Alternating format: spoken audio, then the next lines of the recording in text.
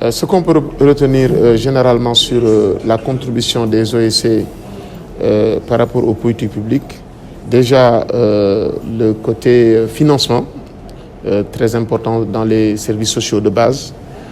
Nous avons montré que chaque année, et c'est de manière sous-estimée, les OSC contribuent à hauteur de un peu plus de 100 milliards en termes d'investissement dans leurs divers domaines d'intervention, au premier rang desquels l'accès aux services sociaux de base, la protection sociale, l'accès à l'eau, à l'éducation, également les ouvrages d'assainissement, qui sont en fait des aspects très importants de la vie sociale.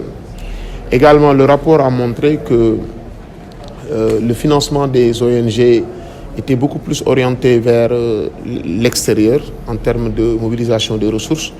Et ça, c'est une recommandation forte qu'on a formulée dans le rapport pour inciter l'État du Sénégal avec ses partenaires, que ce soit le secteur privé, les philanthropes que nous avons au niveau national, de voir les voies et moyens pour mettre en place un dispositif pouvant permettre un financement endogène de l'action des OSC. Parce que si on ne le fait pas, on risque de créer beaucoup de problèmes parce que déjà, il faut s'en féliciter, un alignement de l'action des OSC par rapport aux objectifs du plan Sénégal émergent. Donc ça, c'est vraiment quelque chose d'assez important qui montre que les OSC sont alignés au référentiel de politique économique de l'État du Sénégal. Mais ce serait davantage pris en compte si le financement est national. Et donc ça, c'est une recommandation qu'on a formulée dans le rapport.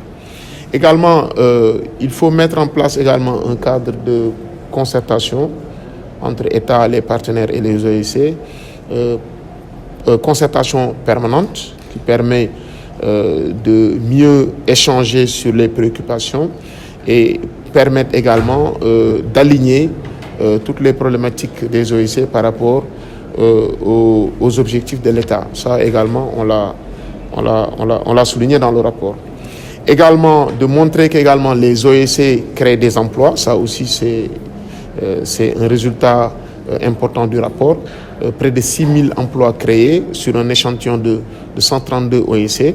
Si on extrapole avec les 653 ONG officiellement reconnues au Sénégal, on peut dépasser facilement le cap des 8 000 emplois.